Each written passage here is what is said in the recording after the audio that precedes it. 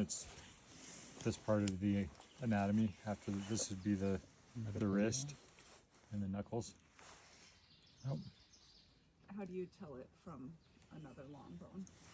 Well, let's see. This is a front D. There, I think I saw a hind around here somewhere. Different shape here. So that would make this the radius, right? The radius and I think radius. yep, here. Thank you, doctor. There you go. So that's a different bone. What else do we have for long bones? We've got part of. Is that the cannon bone on the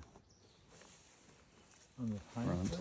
Does anyone know about is it the epiphysis, where the plates are joined together at the end of the bones? Does anyone know about that? What about it? The physeal plate? Yeah, because isn't that where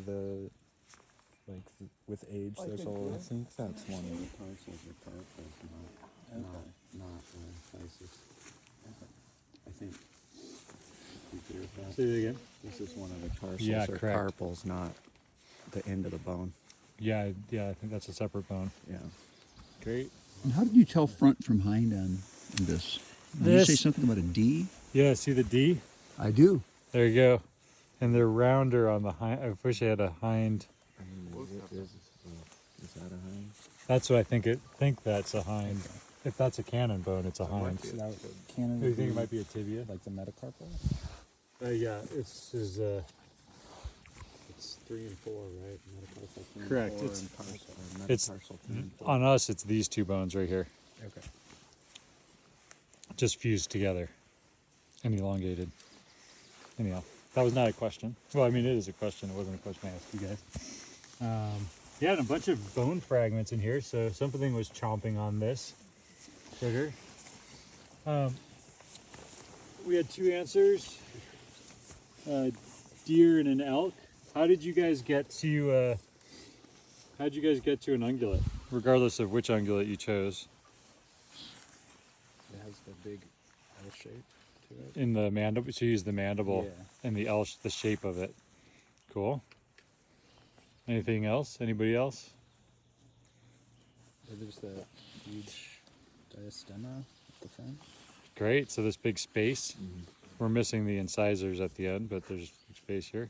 Were you going to say something else? Just the occipital bones, how the structure kind of comes out to the side, so you know that it's not a predator carnivore, because those are forward facing. Great. So prey item. Given the location, ungulate most likely. Yeah. Dentition. Yeah. That's great. Forward. Yeah, the orbit. This animal looks sideways, not forwards. That's cool. Yeah, and then the dentition is quite unique for our ungulates around here. Good.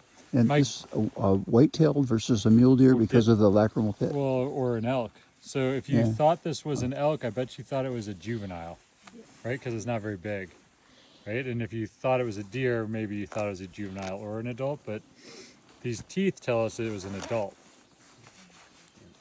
And I must have done that back. I did too. Tricuspid is not That's there. how I chose you want it. to And talk juvenile. about that? Oh, I can. Yeah, I please guess. do. Yeah, so the ungulates get two sets of teeth. Basically, they have a set of baby teeth and a set of adult teeth.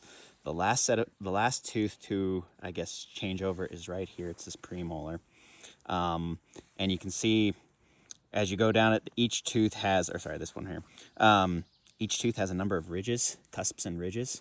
That last tooth that falls out has 3 ridges. Whenever it comes in as an adult, it has 2. And so that's the difference between a tricuspid and a bicuspid. So whenever you're looking at it and you see that tooth has actually 3 ridges into a single, basically, root, you know that animal is less than a year old. And so that's the last one to emerge. I have a question. Oh, sorry. Go ahead. No. So I did